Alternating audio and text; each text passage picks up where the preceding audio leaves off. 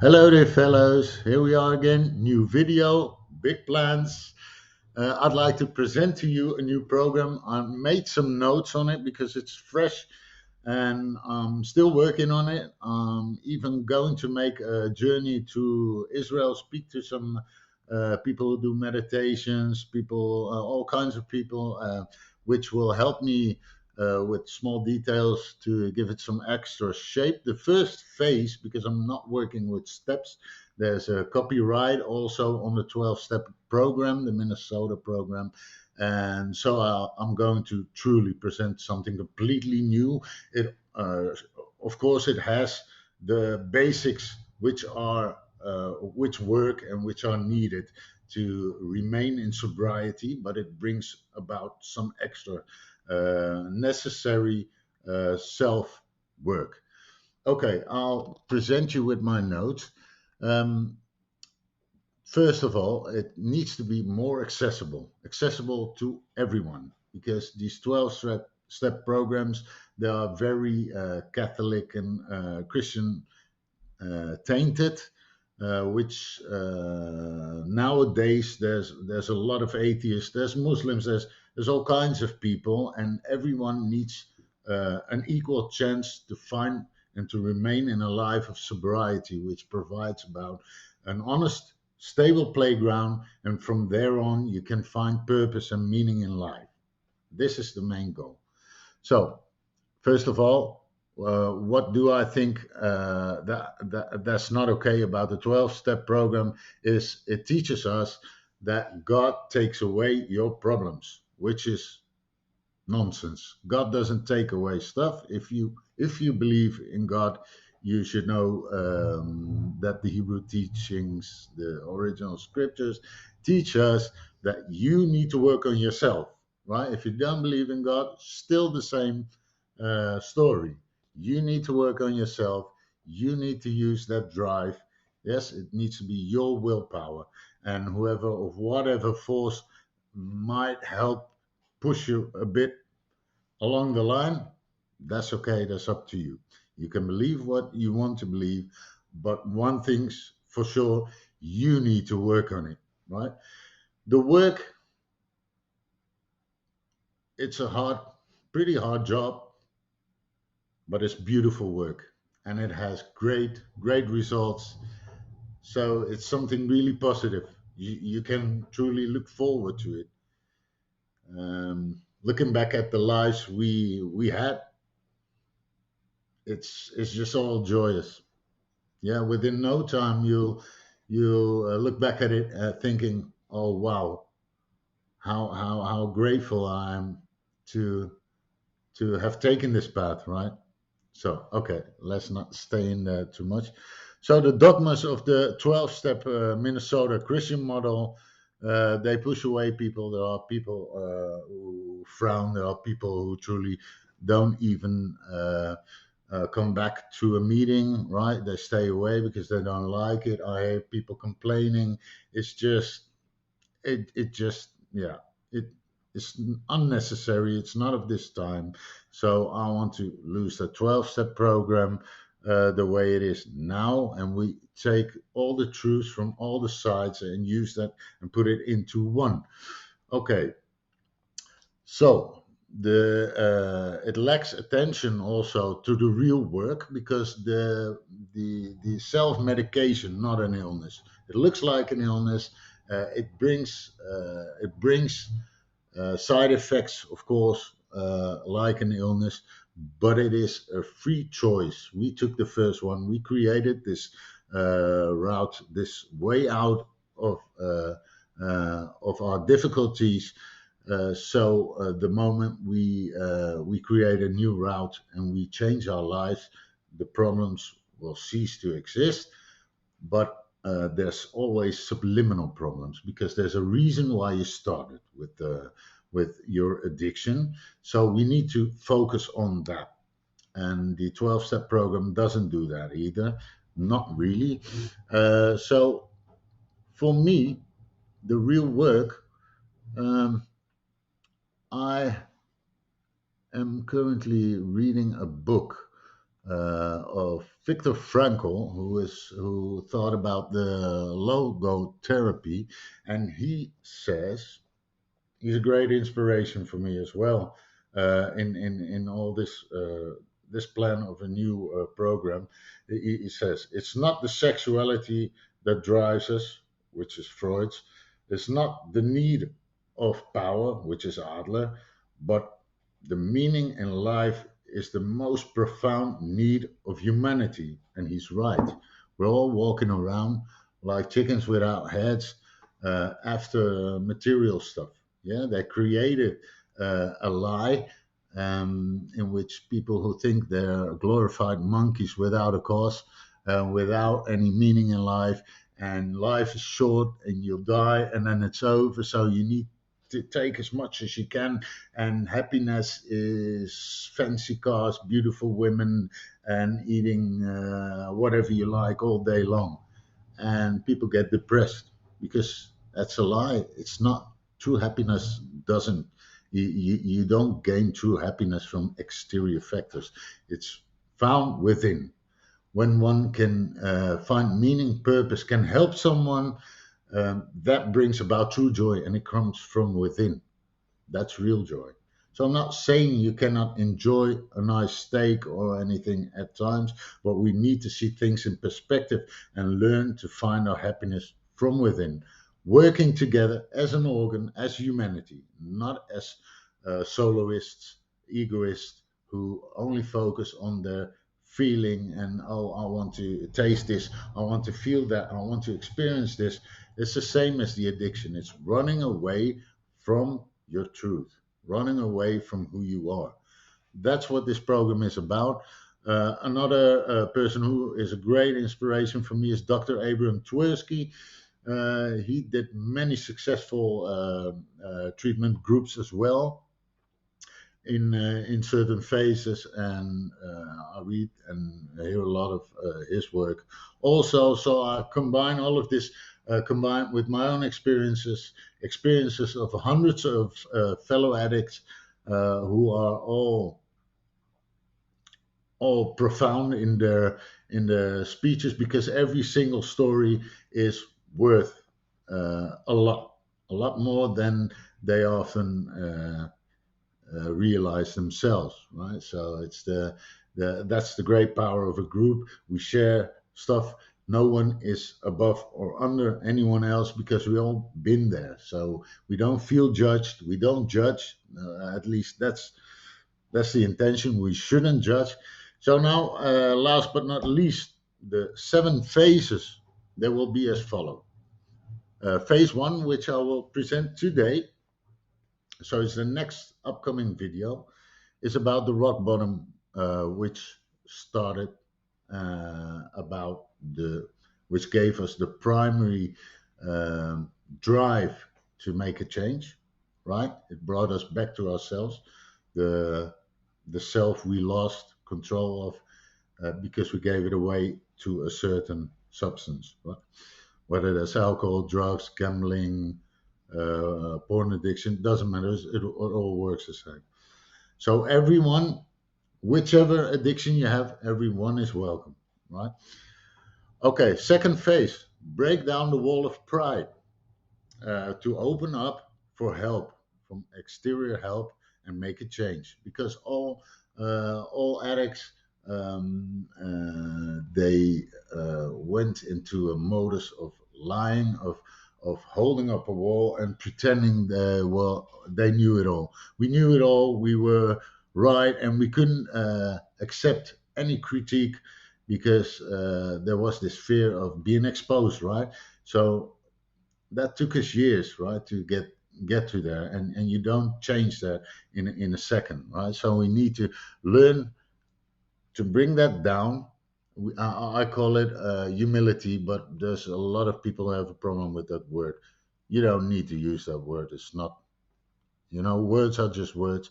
But what we do need to do is bring down that pride, that false pride, the arrogance, and say, hey, I didn't do it all that well, and I could use a little help here. So I'll open up towards the right people, right? Not to That you don't need to do that in front of the world. If you like to, you can, but I wouldn't recommend that. So that's step two: break down wall of pride, open up to help. Step phase three, sorry, phase. I need to get used to this myself. Phase three is study the triggers around our addiction. So what triggered us to use, right? And by studying this, make a change, right? So we should, for example, you always pass by a certain shop with a bicycle after work, and you bought your Heinies or your whiskey or whatever you took. You bought it in that shop, right? So now you have a hard time because you just stopped. So you'll take another route. This is simple, simple way of making a change, right? So a simple example. Okay. Four, phase four is introspection.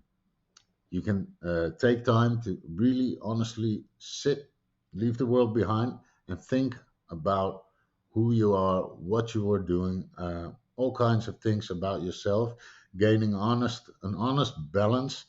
You can use meditation if you believe in that, if you like that, but really going in deep thoughts is a form of medication. So think about yourself and make a balance of your thoughts, speech, and action. TSA, I call this. Thoughts, speech, and action. um, these are the three factors of our garment, right? So what we think is where our speech and our actions come from. So the thought is the most difficult part. If we can work on thoughts, the speech and action will change again together with it. But that's the hardest part, I believe. But everything is possible. The only limitation of changing thought, speech, and action is the one you lay upon yourself. You say, I cannot change. I'm not able to change. I'm just like this. That's a lie. Thought, speech, and action is not your essence. It's not who you are. It's a garment. Yes? So I myself, I'm completely someone else in my TSA than I used to be. I changed everything. Yes, the only thing you can recognize about me is my face. Yes, so that's it's nonsense. You can change anything. People who say I'm just an angry guy, I cannot change this. They don't want to change. Yeah, that's a choice. But we need to work on that. So introspection, meditation, believing, whatever way to make up an honest balance of thought, speech, and action. What are my uh, specs on this, and what do I like to see different? And we need to search in a positive way, right? So step or phase five, sorry, is it make a three-step plan to work on the thought, speech, and action. So, to give an example, you have anger issues. So, the three-step plan works as follow. First, you perceive. So you learn to rewind a certain situation. You think, okay, when I get angry, what do I notice? Do my hands get wet? Do I start? What is it on my body? What is it I'm thinking? Well, what's the specifications of me before the anger occurs, right? Because we always perceive first. The brain works like this. It's the perception, analysis, focus, and output. But when we have anger issues or addiction, for that matter, uh, we already created a route in which we don't need to think anymore. So it goes from the perception, a certain situation, you perceive it, and you immediately act without analyzing. That's the whole problem.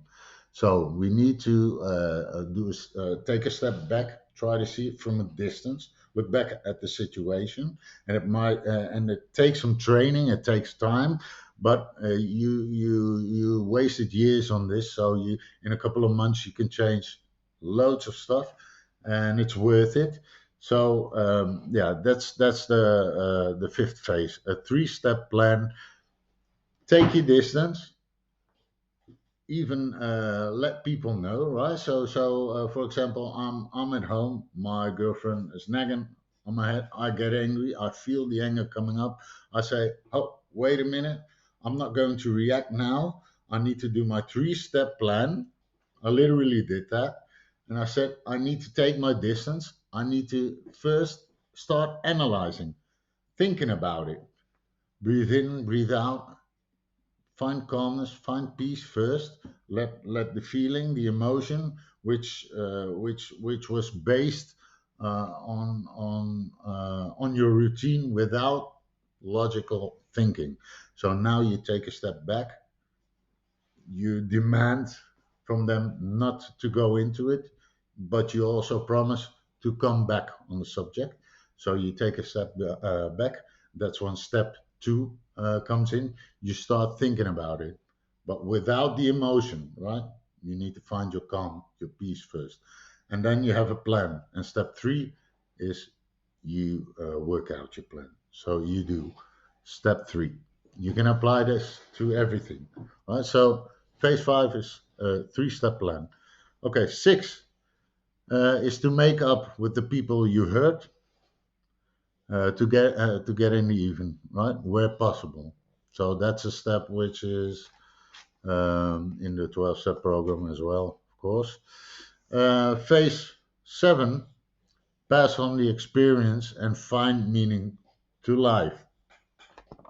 So that's equal to step 12 from the Minnesota program.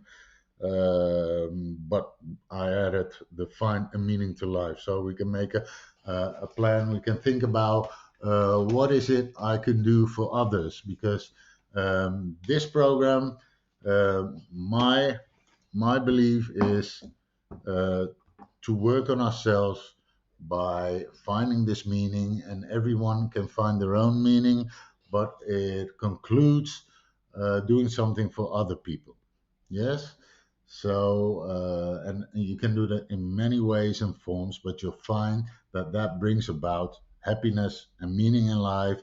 And this is the key to not keep falling back to rock bottom, because I myself struggled for many years, and I was sober for a couple of years, and then something happened and I went completely back to the old track, and something was missing. And I see a lot of people coming to sobriety, but they struggle. I see them looking for meaning in life, and nowadays it's difficult because we are taught a lot of lies, and the focus is on the self, which is yeah, which brings about a lot of problems and depression, and it creates a great risk of falling back into the old habits, which we don't want to.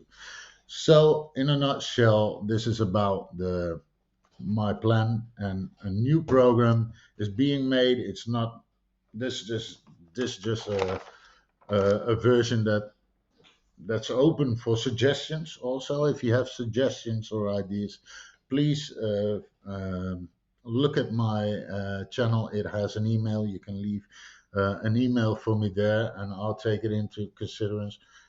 So we're still working on it. I'm making a spiritual travel towards Israel as well. Speak with some very knowledgeable people, and we have to do this together. So your opinion is worth something. Please let me know what you think about it, and check the channel for my phase one, which is ready, by the way. Phase one is coming up. So that's the next video. Thank you all for joining. Sorry for the sloppy video, but it's the context that counts, and I don't believe in repetition. And I'm not Beyonce, who does something 100,000 times to make it look perfect. I don't comb my hair. I'm just me here with with an important message, and we can work on this together. Sorry for my English, but I think you pretty good. You pretty well understand what I'm speaking about, so that shouldn't be a problem either. Thank you for your time. You go, and until the next. Bye bye.